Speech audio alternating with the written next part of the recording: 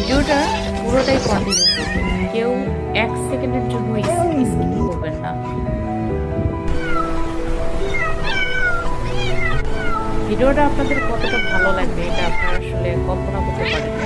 পুরো ভিডিওটা প্লে করুন এবং পুরো ভিডিওটা দেখুন।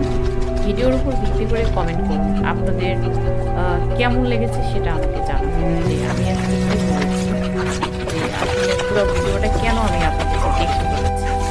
অসাধারণ একটা ভিডিও।